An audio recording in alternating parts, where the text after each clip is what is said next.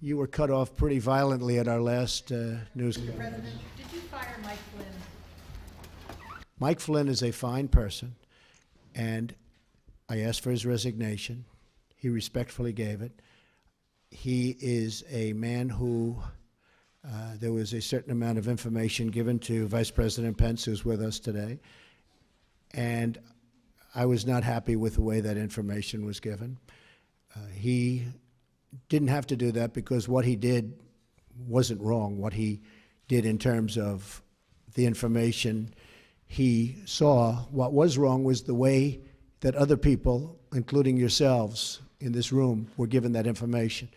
Because that was classified information, it was given illegally. That's the real problem. And you can talk all you want about Russia, which was all a fake news, fabricated deal to try and make up for the loss of the Democrats, and the press plays right into it. In fact, I saw a couple of the people that were supposedly involved with all of this. They know nothing about it. They weren't in Russia. They never made a phone call to Russia. They never received a phone call. It's all fake news. It's all fake news.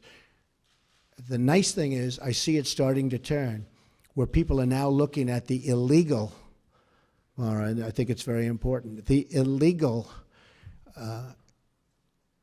giving out classified information. It was, and let me just tell you, it was given out like so much. I'll give you an example. I called, as you know, Mexico. It was a very, very confidential, classified call, but I called Mexico. And in calling Mexico, I figured, oh, well, that's nice. I spoke to the president of Mexico, had a good call. All of a sudden, it's out for the world to see. It's supposed to be secret.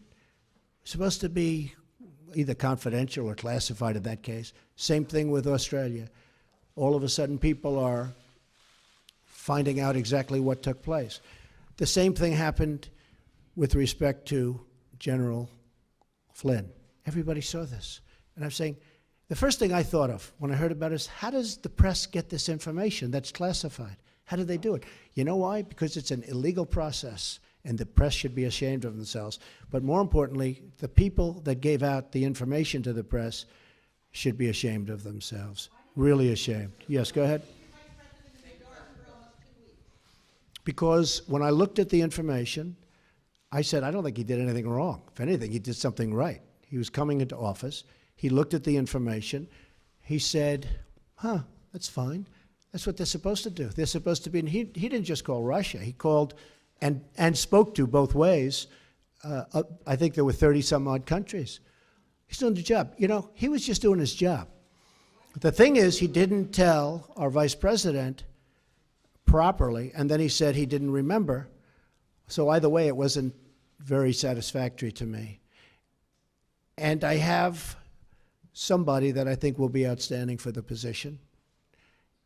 And that also helps, I think, in the making of my decision. But he didn't tell the Vice President of the United States the facts, and then he didn't remember. And that just wasn't acceptable to me.